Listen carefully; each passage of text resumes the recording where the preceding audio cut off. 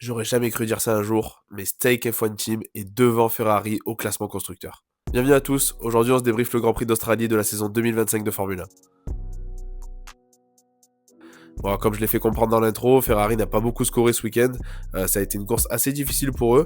En fait, je comprends pas cette décision de ne pas box alors que tout le monde passe les inters.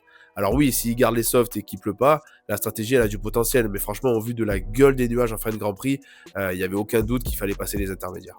Et ben voilà, on l'a, notre premier vainqueur de la saison, Lando Norris. Quelle course il nous a fait, honnêtement. Il a jamais réellement été inquiété par la concurrence. Bon, il finit seulement à 8 dixièmes devant Verstappen, mais c'est uniquement à cause de la météo. Sinon, on a bien vu qu'en rythme de course, il était clairement au-dessus du lot. Et même la McLaren, globalement, elle est clairement au-dessus. On l'a vu aussi avec Piastri, même si je lui ai un petit peu porté la poisse, il a fini seulement 9ème. En tout cas, leur rythme, il est assez impressionnant et ça annonce, selon moi, une grosse domination de McLaren, en tout cas pour le début de la saison.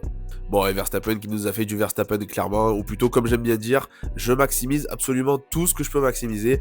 Bon, c'est là qu'on voit qu'on a affaire à un quadruple champion du monde, hein. Il sait clairement ce qu'il fait, il sait où il va, et il est capable du coup de perdre le moins de points, surtout quand il peut pas gagner. Bon, du côté de Mercedes, on a bien tenu la baraque, à part en qualif pour Antonelli, mais je tiens à souligner en tout cas son excellente course.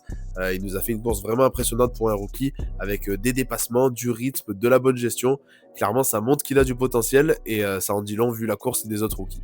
Bon, en parlant de rookie, on va parler d'Isaac Hadjar qui s'est sorti tout seul lors du tour de formation. Bon, j'ai pas grand chose à dire là-dessus, c'est une petite erreur.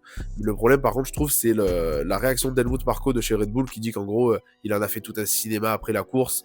Bon, après, on sait comment est le personnage, mais bon, t'es pas obligé de critiquer un de tes pilotes avec le plus de potentiel lors de ses toutes premières minutes en Formule 1. Tous les grands champions ont déjà fait des erreurs et je trouve ça dommage de lui jeter la pierre dessus aussi gratuitement que ça. D'ailleurs, Christian Horner, le patron de chez Red Bull, a lui dit par contre qu'il soutenait Isaac Hadjar et que c'était pas grave et que ça arrivait même au meilleur. Enfin voilà, sinon on peut dire que Albon il a fait une excellente course, il a engrangé de gros points pour Williams, ça c'est très positif, et Hülkenberg il aura pas fait beaucoup patienter les fans de kick pour avoir des points. Bon, je sais pas s'il y a des fans hein, très honnêtement, mais en tout cas on n'attendra pas le 23e Grand Prix de la saison pour voir les premiers points de kick. Et enfin, dernier point, la non-performance de Haas, c'était assez alarmant à voir à la télé, et bon, on espère qu'ils se rattraperont au prochain Grand Prix dès ce week-end en Chine. Enfin voilà, c'est tout pour moi, dites-moi ce que vous avez pensé du Grand Prix en commentaire, et on se voit bientôt. Ciao.